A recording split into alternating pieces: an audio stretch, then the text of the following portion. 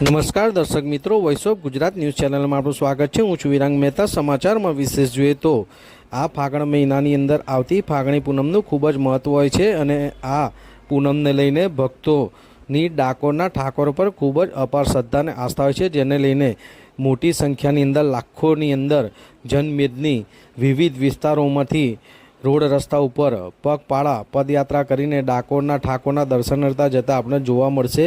અને એમાં આપ દ્રશ્યમાં જોઈ શકો છો તેઓ રથની અંદર પણ ભગવાનને બિરાજમાન કરીને મોટી સંખ્યામાં સંઘો આજે રોડ રસ્તા પર જય રણછોડના નાદ સાથે ડાકોર જતા જોવા મળ્યા હતા। આમ આ પવિત્ર ફાગણ પૂનમને લઈને આજે અમદાવાદથી લઈને નેનપુર ચોકડી, રાસકા, મહેમદાવાદ, ખાતરેજ ચોકડી, હરેરી, વાંઠવાડી, રાસકા અને કેસરા બાલાજી હનુમાનજી મંદિર, જ્યાં પણ આ પદયાત્રીઓને આઈસ્ક્રીમની તેમજ રહેવા જમવાની સુવાની વ્યવસ્થા આપવામાં આવે છે। આ બાલાજી હનુમાન મંદિરે પણ ઘણા વર્ષોથી આ સેવા આપવામાં આવે છે। આપ દ્રશ્યમાં જોઈ શકો છો આ પરિવાર છે જે અમદાવાદનો છે, જે સતત છેલ્લા ઘણા વર્ષોથી આ પોતાનું નાનું બાળક છે તેને પણ સાથે લઈને પગપાળા ડાકોરના ઠાકોરના દર્શનાર્થે જય રણછોડ કહેતા જાય છે। અને આ રીતના નાના મોટા વડીલો યુવાનો સૌ કોઈ ડાકોરના ઠાકોરના દર્શનાર્થે પદયાત્રિકો જાય છે। આમાં ઘણા લોકોની એવી બાધા પણ હોય છે, જે બાધા પરિપૂર્ણ થતાં તેઓ પણ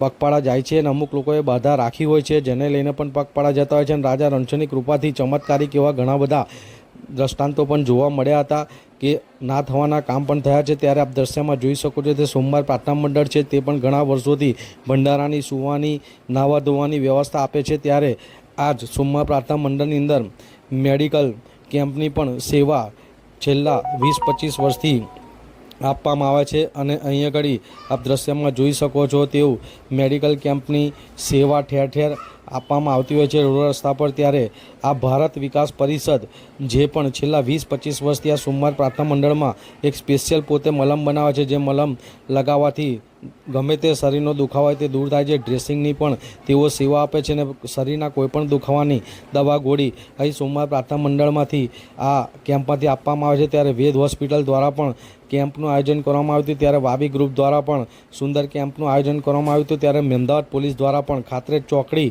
અને વિવિધ રોડ રસ્તા પર જ્યાં પદયાત્રીઓનો મોટો પ્રવાહ હોય છે ત્યાં ચુસ્ત પોલીસ બંદોબસ્ત મૂકવામાં આવ્યો હતો અને કોઈ અનિચ્છનીય બનાવ ન બને તેને લઈને અમદાવાદ પોલીસ સ્ટેશનના પીઆઈ શ્રી આર.એન. ખાંટ દ્વારા સમગ્ર રોડ રસ્તા પર સૂઝબૂછથી પોલીસ પ્રોટેક્શન મૂકી દેવામાં આવ્યું હતું, જેથી કરીને પદયાત્રીઓને કોઈ જાતની તકલીફ ના પડે। ત્યારે આ ડાકોરના ઠાકોરના દર્શનાર્થે જતા અમદાવાદ રાયપુરના આનંદભાઈ અને તેઓનો સંઘ જે છેલ્લા 50 વર્ષથી પદયાત્રા કરે છે, તેની અંદર લગભગ 100 જેટલા હોય છે ભક્તો। તે લોકો પગપાળા આ વખતે પણ પોતાનો ભગવાનને રથની અંદર બિરાજમાન કરીને જે કામનાથ પદયાત્રા સંઘ છે, જે ઘણા વર્ષોથી ડાકોરના ઠાકોરના દર્શનાર્થે જાય છે, તે પણ સિદ્ધિવિનાયકની સામે આજે મળ્યો હતો અને તેઓ દ્વારા જણાવવામાં આવ્યું હતું કે છેલ્લા 50 વર્ષથી અમે આ રીતના પદયાત્રા કરીએ છીએ। ત્યારે આપણે જાણીએ કે કેવી લોકોની ભક્તોની શ્રદ્ધાના આસ્થા હોય છે। તો આ રાયપુરના આનંદભાઈ શું કહેવા માગે છે તે આપણે જાણીએ। અને તમે જે આ પદયાત્રા કરી રહ્યા છો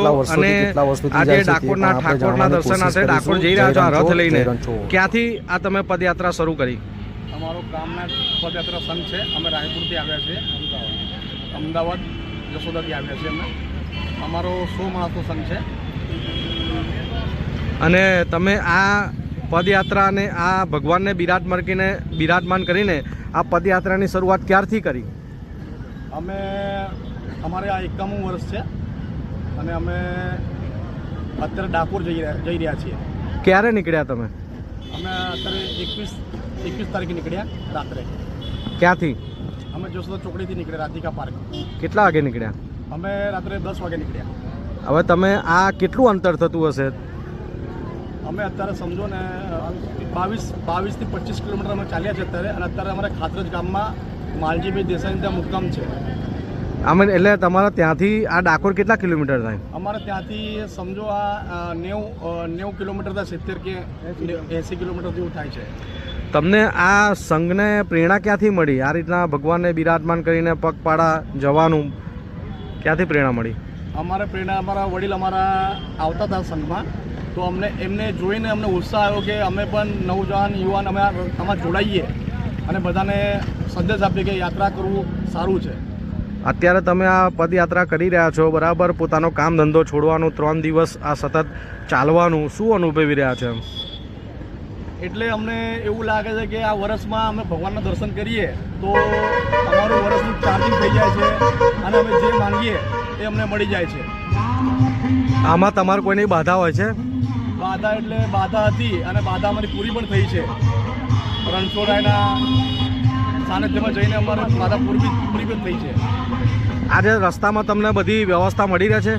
હા, વ્યવસ્થા બધી મળે છે. મેડિકલ મળે છે, પછી ખાવા પીવાનું નાસ્તો પાણી મળી રહે છે, બધું મળે છે. ક્યારે પહોંચશો તમે આ પૂનમના વખતે? પૂનમના દિવસે રવિવારે અમે પહોંચીશું સવારે 10 વાગે.